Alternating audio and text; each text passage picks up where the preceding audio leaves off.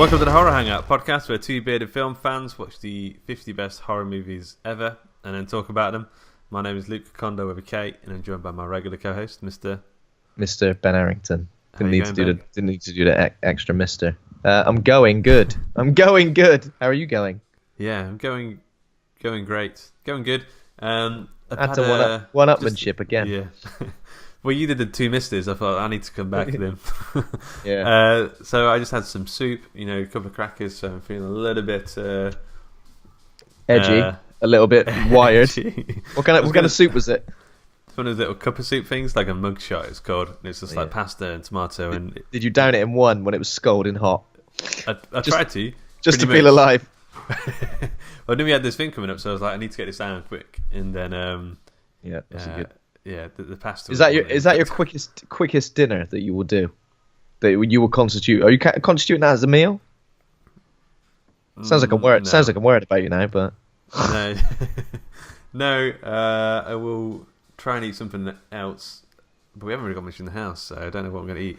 This is making for a really good episode so far. Yeah. Yeah. My worst dinner that I sometimes do is peanut butter on toast, which is mate, that's when I'm in. That's survival food. I know, exactly. That's when I'm in a real rush. That's when I'm like, I've literally got 5 minutes to eat something. So, yeah. Well, let's not talk about those dark times. Have you done any horrors this week? Have I done any hard horrors? Yeah. So based on your recommendation, I watched Christine last week, which is one of the John Carpenter films I haven't seen. Yeah. And even though it was like it was good, like it was solid. It had a great soundtrack. Yeah. I think. It did. Yeah. I did. The 50 stuff. Yeah. It had a really good soundtrack with the 50 stuff in combination with the classic John Carpenter sound, and it is based on a Stephen King novel, isn't it? Yeah. Yeah. I kind of really, really felt that. Like, it was so Stephen King in terms of, like, bullies. Research. Yeah, just all this stuff. Yeah. And I was a bit like, I don't know why. Even though, like, obviously it's original because it was written by Stephen King, directed by John Carpenter, it just felt so familiar, but not necessarily in a way that was, like, nice and nourishing. In a way that was a bit like, I don't know. Yeah. So where does it rank on your John Carpenter list? Don't know. Maybe, like, just below Big Trouble in Little China, maybe, for me. Okay. Yeah. I'm trying to picture my list now. Big Trouble in Little China isn't a film that I'm massively in love with. Yeah. So that's probably where it sits, just below, maybe, because just because it's difficult to watch a brand new John Carpenter. I mean, it's a great experience to watch a new John Carpenter film for the first time. Yeah. I'm glad. I will be able to do that with a few more. I think there's still a few I haven't seen. Yeah, for me too. I've got Starman is one I want to watch at some point, and I've still not seen Escape from New York. I've seen Escape from LA many times. Yeah, I've seen both of those. I haven't seen. What film did you tell me to watch the other day? In the Mouth of Madness. Oh, that's good. Yeah, I haven't seen that, and I haven't seen They Live for a long time. So I like that. That was fun, especially if you like wrestling, which you do. There's that fight scene is pretty incredible. Yeah, there's like a really long. I think it's about 10, 15 minutes long, and it's not much happens in that fight scene other than one person doing some sort of body slam while going to walk away, and the other one going no, and like the last minute, and then it would go back and forth like that. But it is good. I would also like to watch. I mean, I will watch that, but I would also like to watch just because I watched both of these films when I don't think I really knew all that much about directors and stuff. So when I was quite young, so I saw Vampires and Ghosts of Mars. Me too. When I was quite young, and just watched them for what they were, which was just, obviously in terms of good John Carpenter films, they're ranked pretty low. I like them still. Like I mean critically, they're ranked. They're critically like they would be thought of as like naff John Carpenter films. Yeah. I quite like bits of Vampires, and I quite like bits of Ghosts of Mars, even though they're both pretty cheesy and it's been a long time in my mind. It's been a long time since I've seen Vampires. Ghost of Mars, I knew at the time it was cheesy, but I just enjoyed it anyway. It's a crazy cannibal film. But I definitely want to watch both of those films at some point soon, just to remind myself of how potentially awful or just great they are. Yeah. Who knows? There is The Ward as well, isn't there? Which was I saw that not too long ago actually. Yeah, that was a 2010 John Carpenter. Is that the last John Carpenter film? That's so he was off for like 9 years and then came back with that. Yeah. And it's very confidently directed, and it feels like a really good filmmaker making it, but it's just a bit plain Jane, haunted mental asylum story. Yeah. Oh right, okay. It's a bit ready salted flavored. It is, yeah, a bit ready salted, yeah. Oh, Not right. spicy enough, yeah. Not spicy enough. Yeah. Any horror guff from you? Well, so it was Friday the 13th the other day, and I thought, you know what, I could either watch Friday the 13th the film, or like a slasher that sort of takes from that. And I watched Behind the Mask, Leslie Vernon story. Have you seen that before? Oh yeah. No, that's on Shudder though, isn't it? Is that on Shudder? It is on Shudder, yeah. Yeah. Yeah, I've seen posters and a few bits and Prime bobs. as well, actually. Don't yeah. really know all that much about it. So I saw this years ago. I think maybe when it first came out, like 2004ish, I guess. And I remember thinking it was really like good meta slasher. Yeah. So it's kind of like, isn't it like a documentary style thing? Yeah. So it's a documentary about a slasher who wants to be like the next Jason, the next Freddy, and in this world, all those people do exist. So it's like he's just wants to be one of them. Oh right. And then it sort of does he mention them by name as well? Sort of these. Yeah, people? all the time. Yeah. And then right. it becomes less meta and becomes an actual. The documentarians become like part of the story. It is quite good. It has aged like a little bit. It does feel very mid 2000s. So it is mid 2000s, but for some reason I'd never heard of it before. Well, I don't think it was very big. Like I don't even know how I would have heard of it back when I did. It was only Shudder really that recently has sort of brought my attention to it. So yeah, it's definitely worth it. And then I watched. Me and Kat actually watched Friday the 13th, the first one, which I don't know if I've ever seen that very first one all the way through, or even at all. So there's no Jason in that, right? Well, there is, but like only in passing. Like he's not the main killer. It's his mum. Yeah, and only in passing. Yeah. Jason, I'm going out to get some milk. Outside. Yeah. Bye. Yeah. But it was good fun. Like I really liked it. I mean, there's not much to it. It's the Crystal Lake camp counselor formula. Yeah. They die one by one. And what's his name's in it actually? Kevin Bacon as one of the counselors. Is he? Yeah. As one of the counselors. And then they die, and then they have a final girl, and she gets away. I mean, that's like the formula. This is one of the ones that set that formula. But I'm thinking now, I might like to go through all of them again, and like watch. How many are there? 10, I believe. Mother of God! I don't know if that's including Freddy vs. Jason. How far into them would you get before you just thought I've had enough? Well, I don't know, because I remember really liking part 6. I've done it because I remember going through a lot of the Jason films when I was a kid. I really liked part 6, and I remember there was one when he's just the brain, like he's dead, and he's a brain that goes in people's mouths and then turns them into like the killers. Classic. I think that would have been fun. But yeah, okay, so let's talk about today's film. So we're not going to do number 9 on the list. We are getting with the times, and we're doing the big film of the moment. Everyone's talking about it, but in sign language. It's A Quiet Place, directed by John Krasinski. Have you got any notes on it? A Quiet Place is a 2018 American horror film directed by John Krasinski, and starring Emily Blunt, and him. That's right, isn't it? Yeah. The film. Is it? Wait, is it? Wait, is this the guy? This film intro hasn't been like the most. I don't think I've ever seen that guy in anything before. Krasinski. Yeah, you have. Because I never watched The Office. Oh, okay. The American Office, at least. Okay, yeah. I know he's from that, but he's got that face where I just think he ain't a bloody serious actor. He's got one of those faces, isn't he? He's the guy in The Office who when plays Martin Freeman's character, right? Yeah, if someone does something awkward, he's the guy who just kind of glances at the camera. I see. Yeah, I see. I kept expecting him to do that in this, just like someone that his son gets killed and he just goes glances at the camera. Spoilers.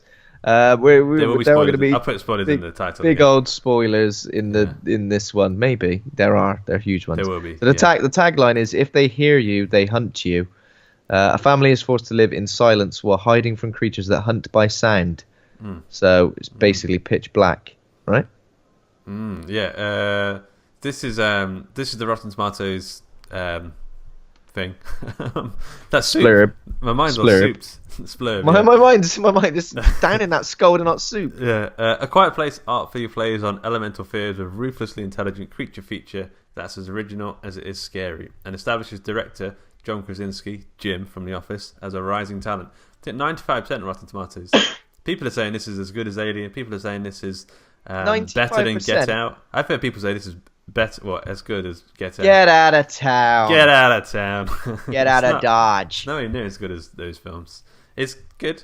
I mean, what were your thoughts? It's just big time hype, isn't it? Yeah. Big time hype, Isha. I thought this was like, I mean, it's an interesting premise. It's a unique sort of premise, but I think it just brings up so many questions that kind of like never really get answered. And I feel like this film kind of just goes back and forth between the same sort of, it builds tension and then it sort of releases that tension in kind of the same way over and over and over again. Where you think, you know, if people have been in this scenario, they're either going to be dead immediately, or they're going to be so damn good. Mate, I snore. I mean, you snore, you're absolutely screwed. That's it. If anyone's got like a hiccup, a recurrent hiccup they can't control, flatulence. I mean, I kept thinking, God, mouth breathers. Mouth breathers. Well, if you've got a sore throat and you really, really need you got those coughs that are really annoying. sorry. A real dry cough.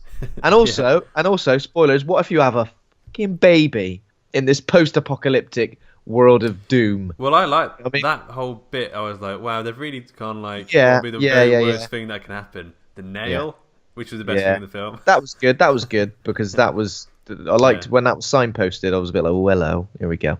I just kind of felt like, I mean, performances were all right. I felt some of the kids, there were a lot of times where you're like, where are the kids and why are the parents not at their side every waking moment? Do you know what I mean? There were moments when the kids were just off, and I mean, I know they kind of trying to play out that they were doing A, B, or C, but it just felt a little bit. It felt a bit sporadic.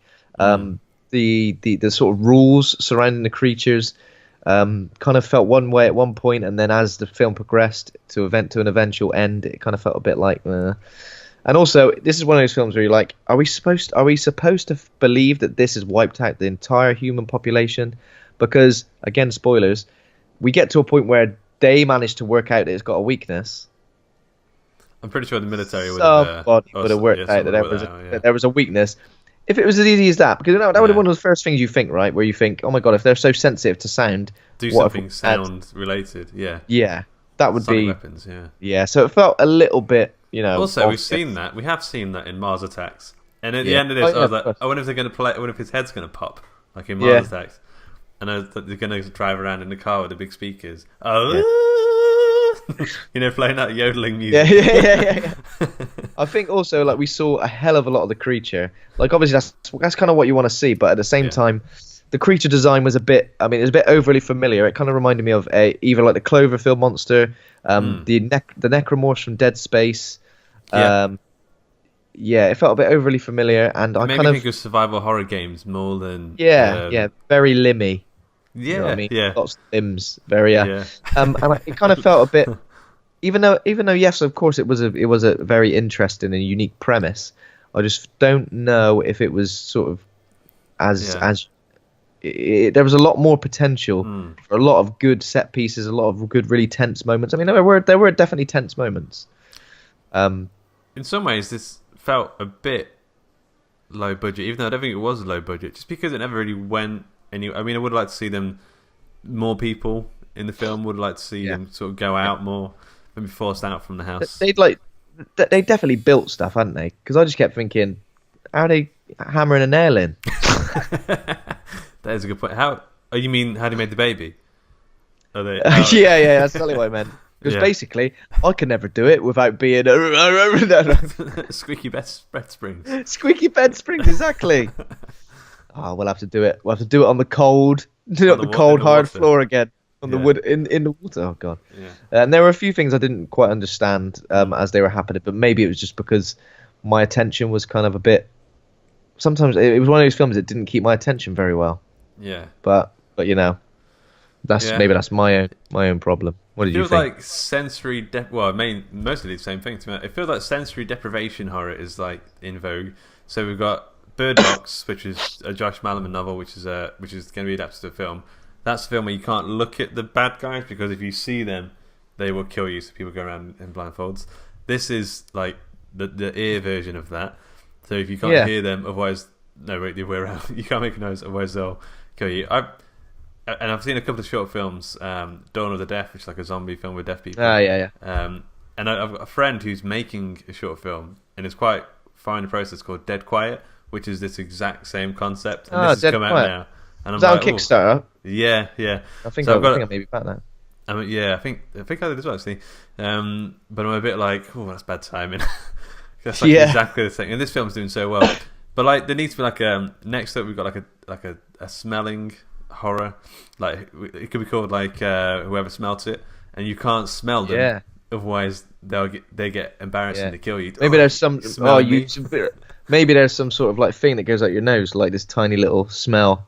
Tiny little thing, creatures, tiny little nanobots that go up your nose. If you smell them, you're like, oh no, and then they get in your brain, and then they just fuck you up. I like it. Taste. So it probably comes from like a new technology, like you get taptic feedback and all this kind of stuff, like where you can smell the app or smell the video, and then it goes bad. It gets AI. It's like Terminator, but like nostril bots smelling like rotting meat, and you're smelling it. Okay. I thought it was good. Like I said, the scariest thing was the nail. The creature design, I just was like, maybe it is good. It just looked a bit meh to me. Like I'm sure, like I've seen that same cutscene when it cuts to those in a few games, like Rezo games or something. And also, I'd like to see what are these creatures doing. Are they just killing people? Are they eating them?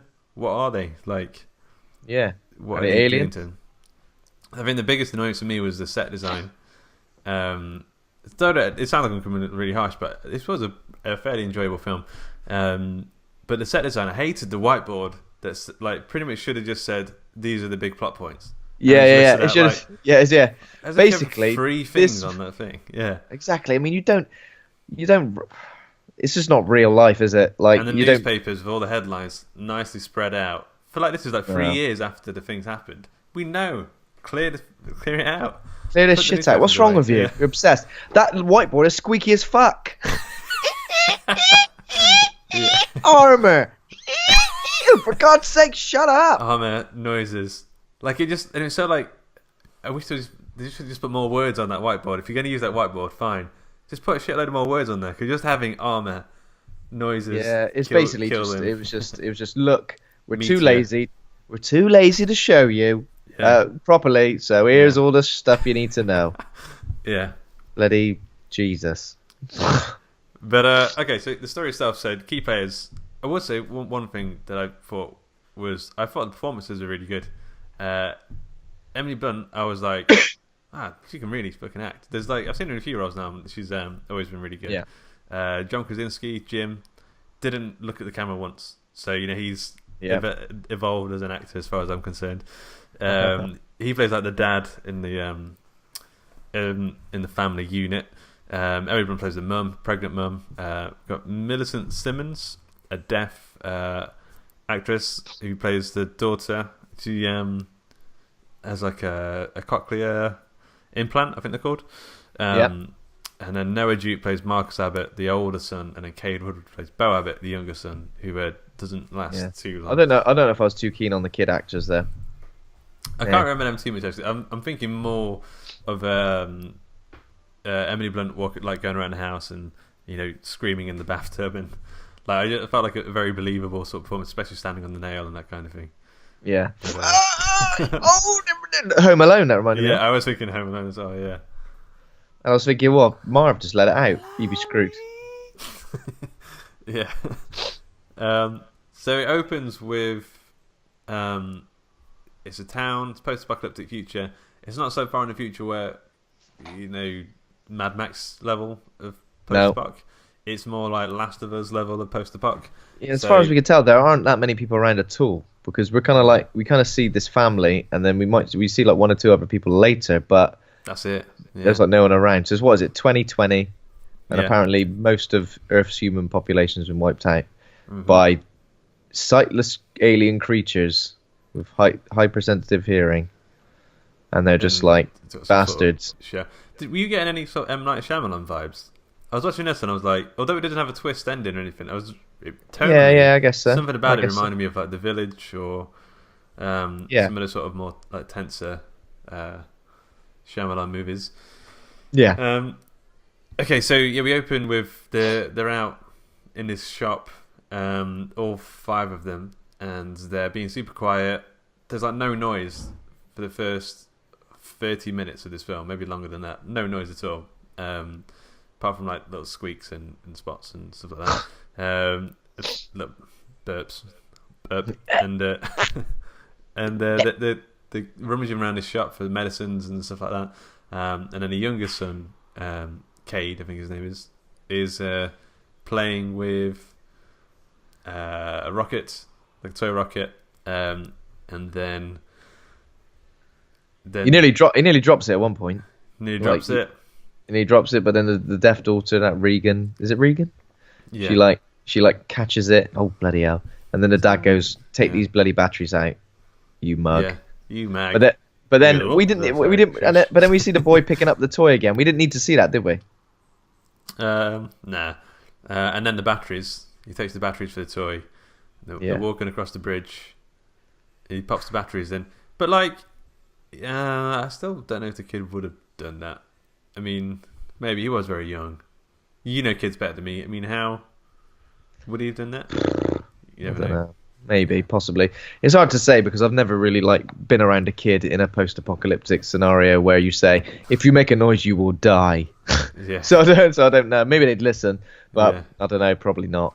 There's probably going to be a moment where they're just like, well, I like the toy. I want to hear its noise. Yeah. I like how with the baby later on, they're like, we know what we're going to do this time. We're going to keep him asleep forever. Yeah. They put a little gas mask on him. They should have had that gas mask for him. Yeah, they should have. Yeah. Or just left him. When he made the noise, just gone, fuck him. Can't he just throw the toy? Yeah, I thought that. But he didn't, because he's trying to get to him, wasn't he? So basically, they're walking along sort of like a train track type thing, and for some reason the little kid is miles behind everybody else, which is first of all a bit mad, isn't it? Mm-hmm. Yeah. Because you just keep them close if there are these creatures everywhere. Because what if he just tripped and fell over? Made a noise. Screwed. Dad. Daddy! I've grazed my knee! Yeah. And then suddenly the rocket starts going. Yeah. And obviously this thing is there within seconds. It spawns by the noise. Yeah, what's weird is that surely, obviously, they appear and they hear the noise and they come after you, come to the source of the noise, but they never stumble across anybody, do they? No, and they're always just within ear. They're never the other side of town, and they you make a noise and then you go, we've got 5 minutes. Or something. Do you know what I mean? They're just there. You've got 5 minutes. They're on their way. Yeah. Yeah. So you never really because that sort of suggests that there's absolutely loads of them around. But if there were, they say there's 3 of them in the area. There's three in the area. Yeah. Yeah. That's annoying. So obviously, Krasinski. What's his character's name? Lee. Lee sort of runs to try and obviously scoop him up. I don't know what he's planning to do because just trying to save him. And as he's doing it, you see the creature sort of running through the woods behind him, and then just snatches him away, snatches the little boy away, takes him. The sound design was pretty good. It just went from utter quiet to the thing. Even when he saw it coming, it was still a jump scare. It's so fast and so powerful, and I like how you never got the feeling that they were going to be easy to beat. These things, they do look pretty hardcore. These are towards the end of the survival horror game. These are the things you fight then. Not these are the things where you're just what's going on here? Jesus. Yeah, they aren't runts. Runts. And then it cuts to a year and a half later. The they're on the farm where they live. The farm, we sort of see more of it. We see that like they use sand. I like some of these touches. They use sand on all the roads to like walk them down it. You won't make any noise. They live in mostly the basement, I believe. They've got like lights everywhere. Camera set up. Not Jim, but whoever his character's called, Lee, has been working on these. He's got all these speakers and cameras, and he's got his whiteboard. How did he do any of this without slamming a nail in? Yeah. At any point. Yeah. Unless he used Pritt Stick for everything. Yeah. Stuck everything up. Glue. Yeah.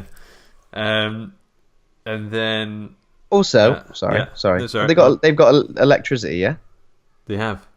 How? Have they got a generator? Maybe. Because they're loud. I've never used a generator. They're loud. Unless he's got some panels. sort of solar panel. Oh, God. I don't think this was something I kind of wanted to know. But it never was. We just got to see the whiteboard. Well, they could have done then. So pretty soon on, Lee takes his son out to catch some fish and stuff. Why couldn't they have like them going to turn it like, the generators have gone out.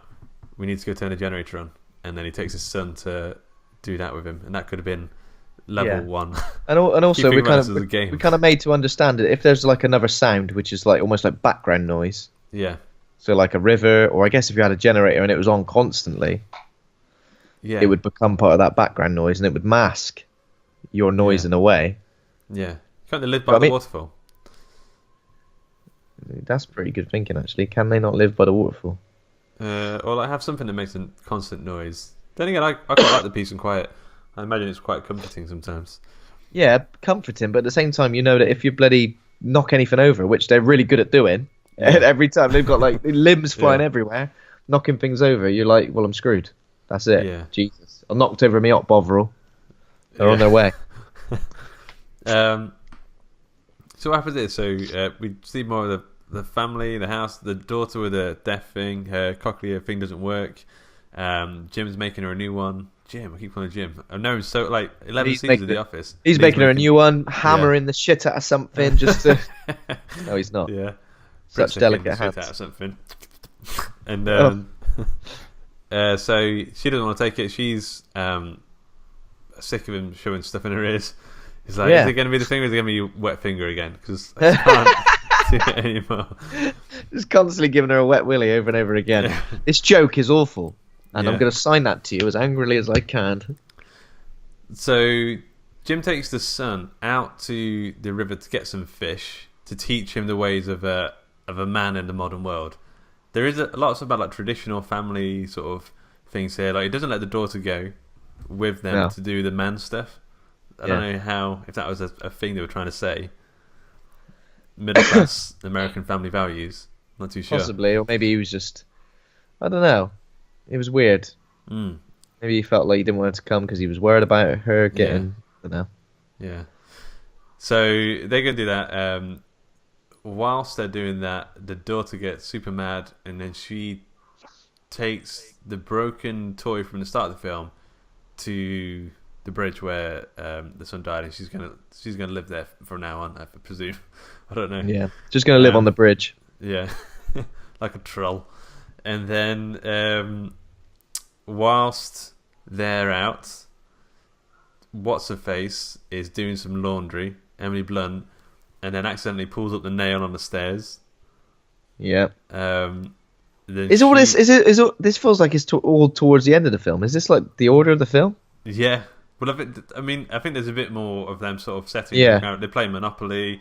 They drop a fire. Set the scene for a while. There is, yeah. There is a bit where Jim Lee gets on the silo thing, and he lights a fire, and then there's like fires lighting up all around the valley. So to show you that there's more people out there. Fire's got a little bit of noise to it, doesn't it? Crackling. Yeah.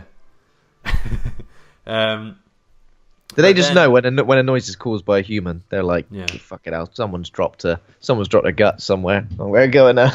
But then I do think it takes. I'm sure that's like half an hour, 40 minutes of the film gone. It's not a long film. I think it's like 90 minutes, pretty tight. So most of it's that, and then him taking the son to the thing, to catch the fish. That's quite a way into it, I think. So whilst they're out there, they find a dead woman on the floor. We see an older man. He's like, her guts are like hanging out and stuff. It's like it's not gory enough to be like proper gore, but it's a bit of a tease. It's like, oh, yeah. Oh hello. Oh hello. And then he screams. He's like, "Fuck this." It's an easy way to commit suicide. If you like were tempted, then it's very easy to do. Fucking hell! I reckon I'd go to do it, and then my voice would go all high, embarrassing. Yeah. Because I hadn't used my voice for so long. Yeah. Hello. I did this the other day, right? I hadn't used my voice. Never got to like use my voice for like a couple of hours. I was at work. And then I was just like walking through a corridor, and someone like I kind of know, just a little bit of a, not really a friend, more or less like someone I know well enough to say hello to. But I just went, all right. Yeah, that's bad. My voice I didn't say anyway. anything.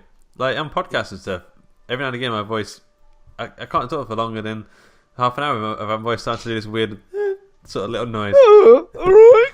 I didn't want to get. So in this film, I don't know if you like, at university or wherever you're doing lectures, the time where you're trying to be as quiet as possible, that's when your stomach starts to make the most like. Yeah.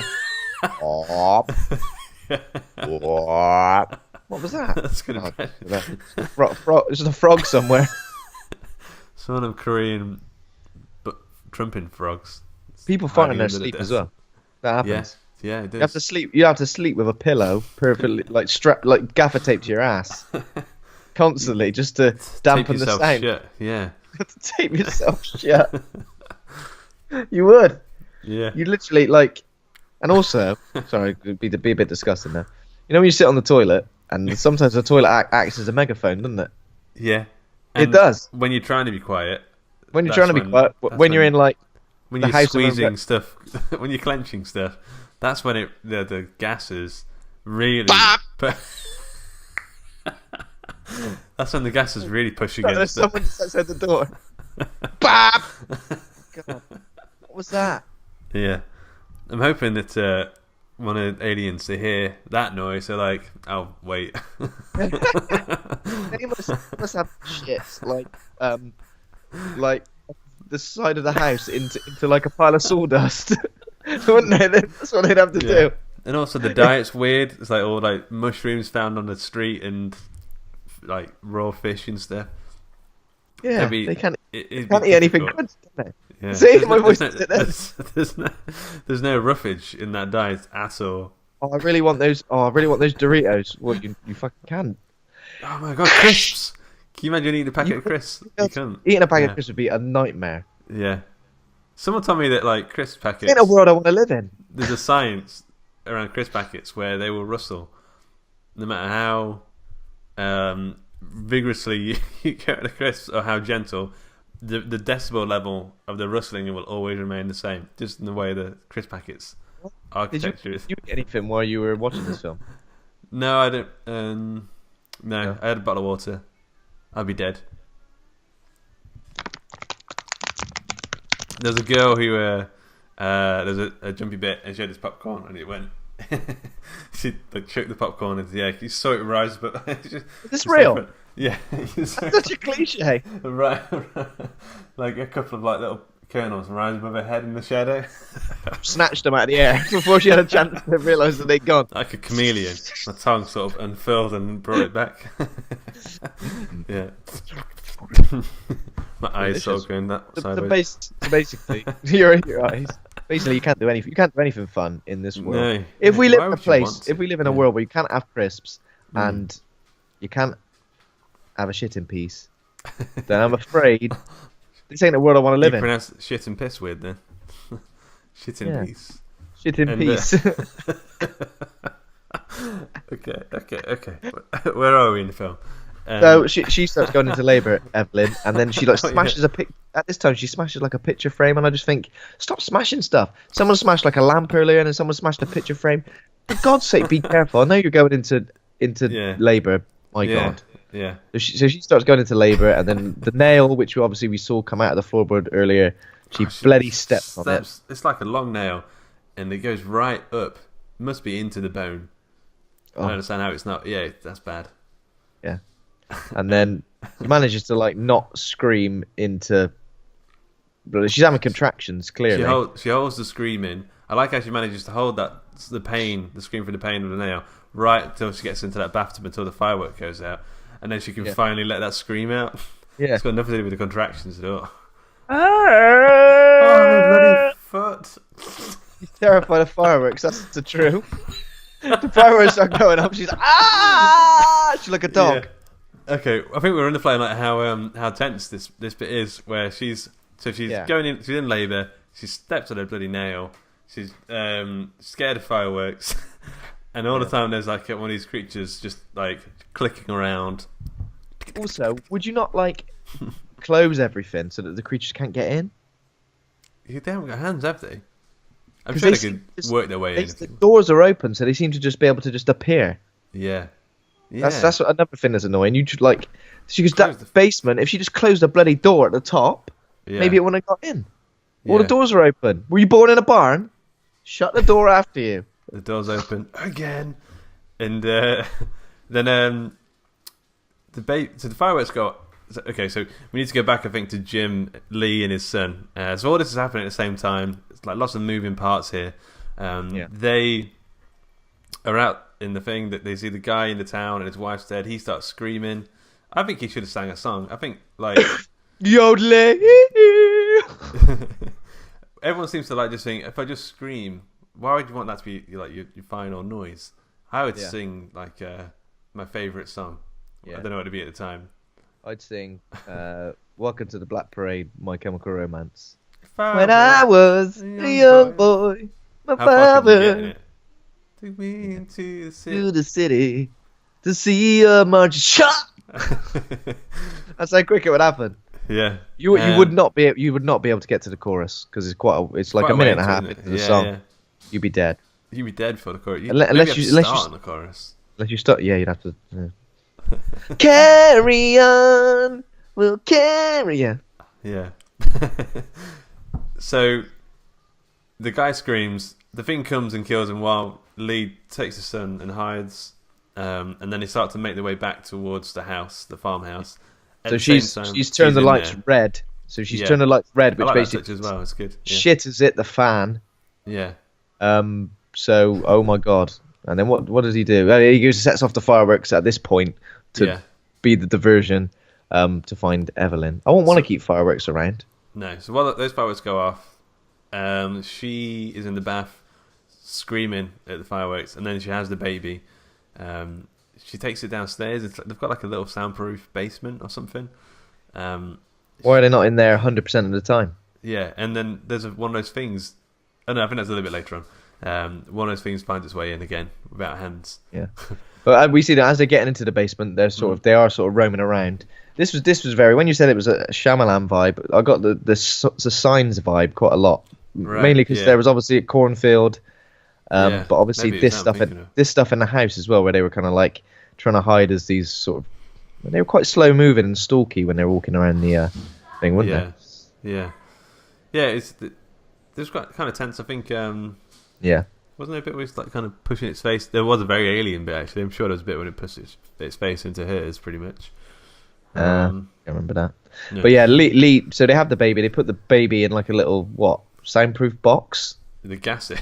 There's a little gas mask. You have to put it to sleep. It starts crying. Yeah. Well, I thought that was air. I thought they put it in like a soundproof box, and then that was a little gas for it to breathe. Oh, right.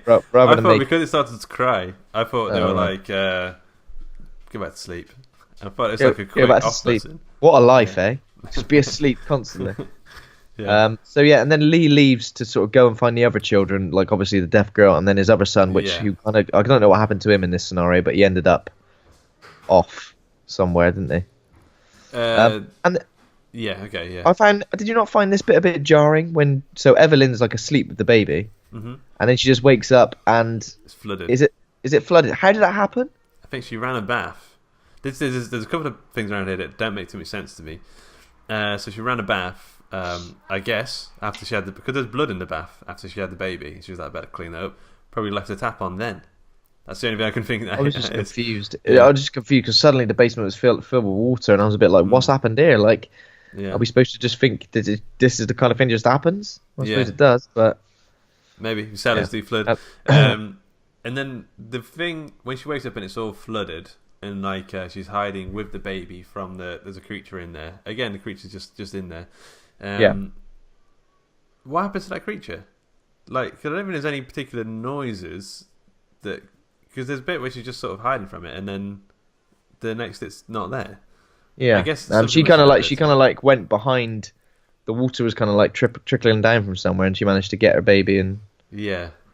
I mean, this was kind of tense, but at the same time, it was a bit like it was just like it felt like an excuse just to give us a nice close look at the creature.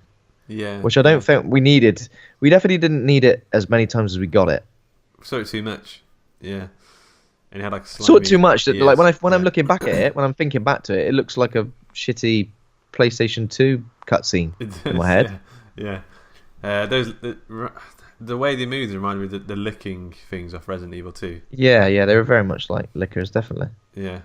Okay, so the other she wakes up from a nap. Yeah, that's right. Right. She gets away from that one there, goes upstairs, I guess. And then the dad is looking for the kids. Yep. And the kids are they've gone on top of the corn silo. Yeah, is that right? And then they go on like top of a grain silo, and they like light a fire to obviously show their father where they are. Yeah. And then they both fall in. Well, one of them falls in. One of them falls in. Yeah, sorry. And then the other one jumps in after. Try and save him. Yeah. But then they like clink. There's the door to the silo like falls on them as well, and they use it in a very Jurassic Park way. Yeah. To like it was very much like T-Rex attacks the Jeep and they use the glass to protect themselves. Well, obviously not using it, but that was a rip off of that really when the creature was trying to get to them underneath the door. But then Regan's like cochlear implant, like I guess I'm not sure exactly what happens, but it just starts reacting. It just turns it on or something. I think the way the creatures work, the way they find stuff. But it's getting very dark in here. It's pretty dark. You're right. Yeah.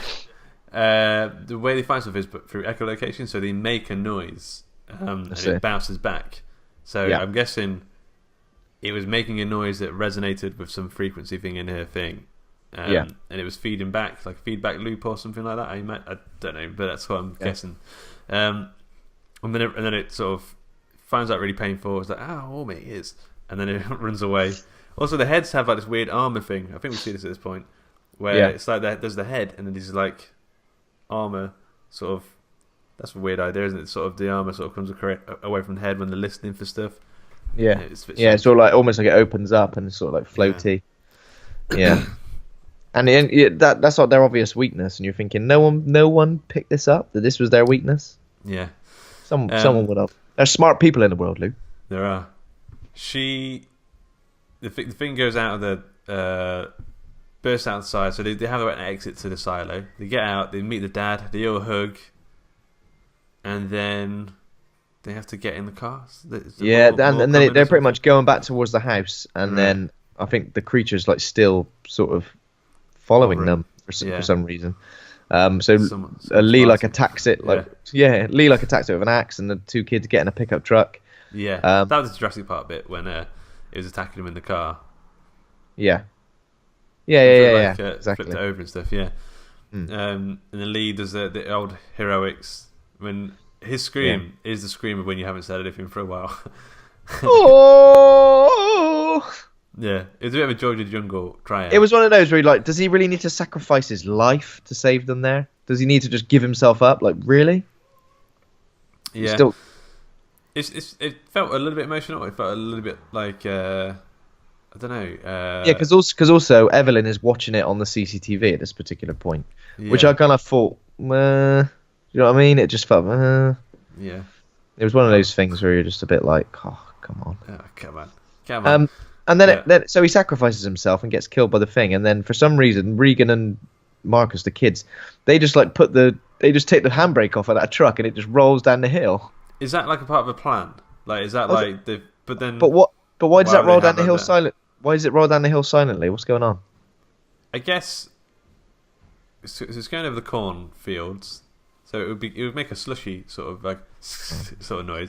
But I don't know. Just one of those things that you're just like supposed to just believe it doesn't make sense. I think it should. I think this film should have taken a lot more care to try and really make certain things seem like there's absolutely zero sound, or they've prepared for it this way and this way. Yeah. But I just think it kind of felt a little bit. Marshmallow shoes. Marshmallow shoes, yeah. Marshmallow everything. Marshmallow suit. Yeah.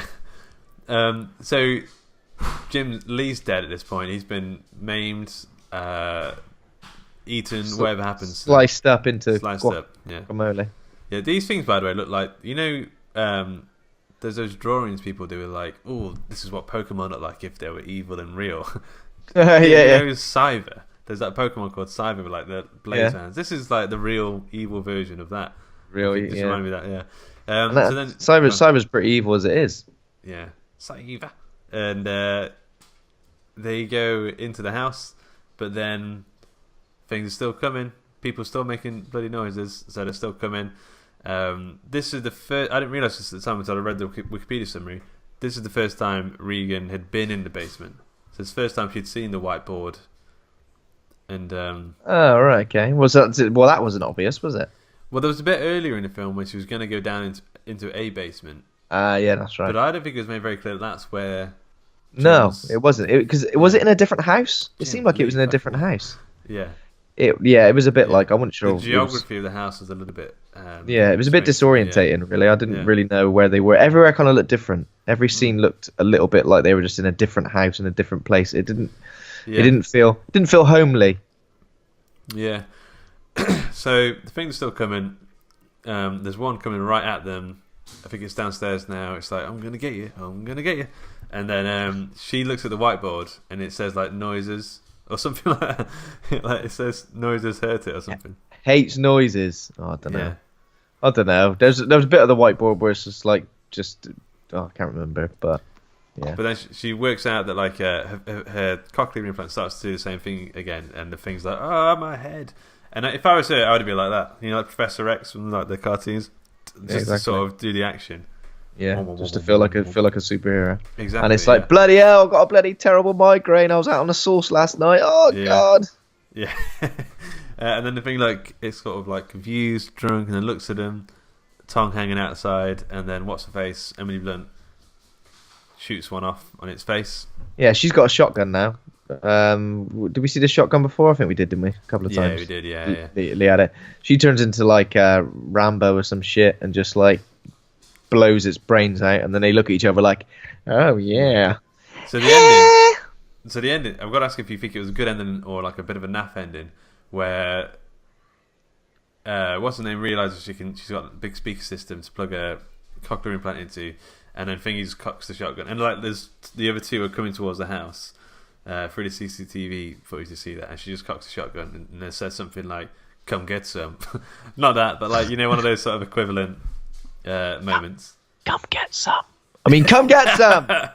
Yeah. Two signs it. Like, come get some. Come get some. Awkwardly puts the shotgun down, signs it, then quickly puts the shotgun up, cocks it, and then points the gun at the screen. I don't know. Shoots the screen. Shoots the screen. Yeah. So what do you think to that ending? Nah. It reminds me of the ending to the Grey, but the Grey did it in a much better way. When it's like the final fight scene doesn't happen, like only gets to that point. Yeah. But I really like the way they graded it. But this, so a bit like. Do you remember at the end of the original Resident Evil film when she comes out to Raccoon City and just this is like absolutely ruined, and it just pans out showing the devastation, and she cocks a shot and says, "Bring it on, motherfucker." I did have a fear, like at some point, one of them, the little boy, the one who dies at the start of the film, he said, "We're going to escape on a rocket ship." Like at some point he makes that reference, and there's the imagery of the little rocket ship toy and stuff, and then there's a bit where Jim, I was like, I live in a weird corn silo, like. Yeah. Somewhere where there could be like a secret base or something, and I did have a weird fear. When like they're on the top of the silo and they've got the fires going, you see all the fires around.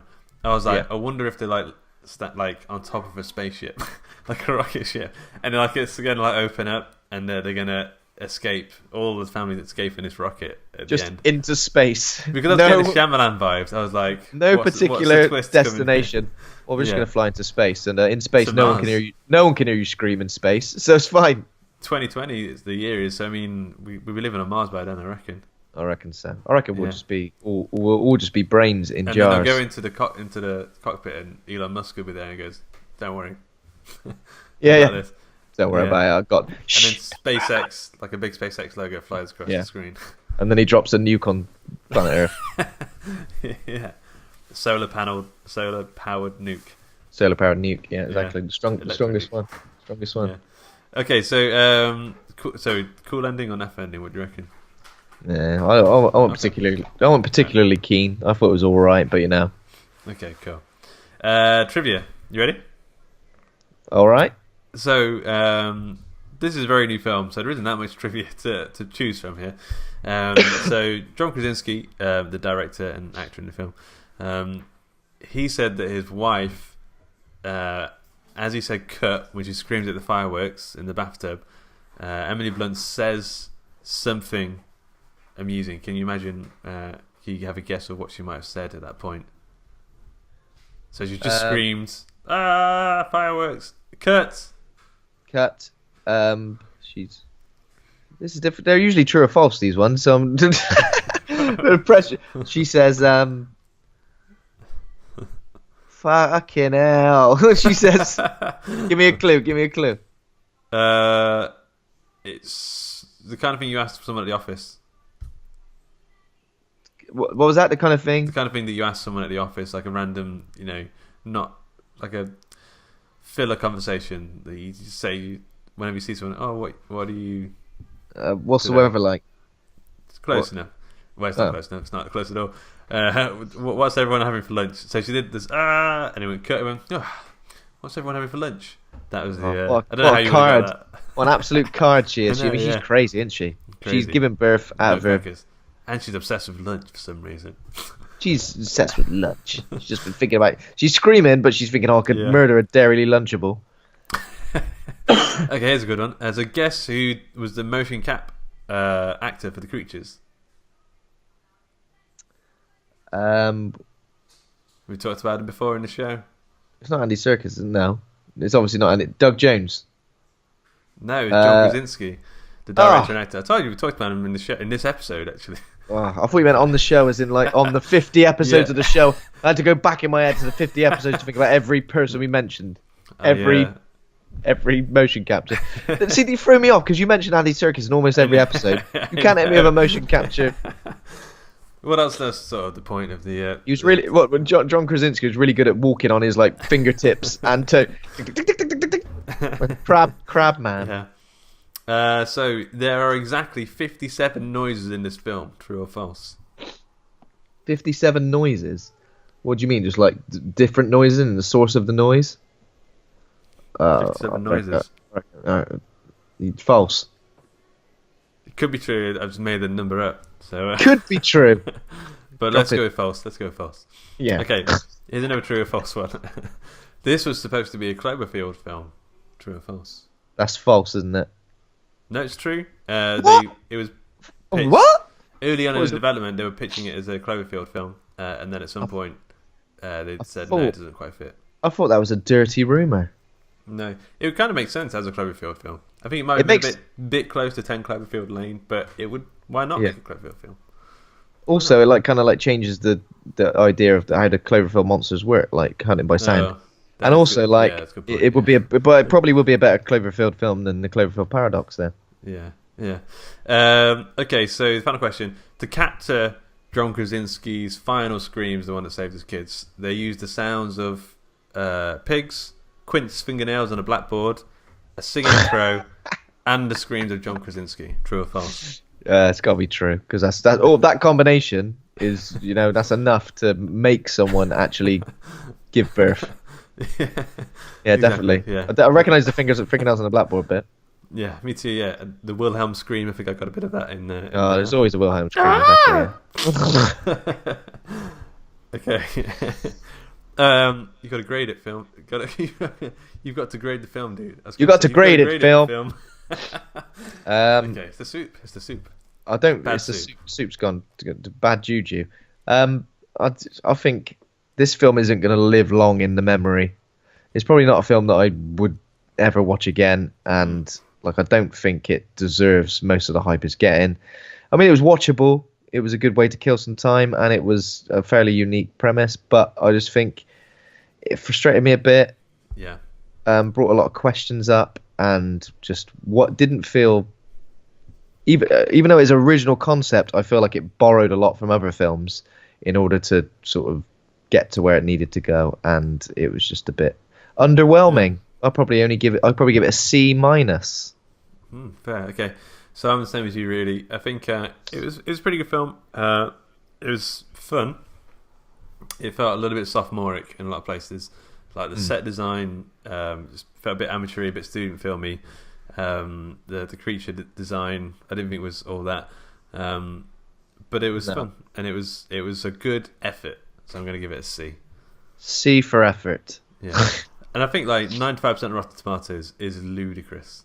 Like you can that is nuts. Yeah, that is nuts. That is what could that be? Because is that audience score or is that no? That's audience score is 87%, so it's still pretty good. But I think that's because about right. Sometimes with these horror films, especially audience scores, if a film gets a bit of hype, like a lot of people who go to watch it, like aren't. Do you know what I mean? It's just like people who who aren't really horror fans, but they enjoy they enjoy like a nice jumpy film or a nice scary film. Maybe that's why it reminded me of Shyamalan. Because it's not a horror film, but it's it's a jumpy film. You know what I mean? It's like it's that same genre of what's the word I'm looking for?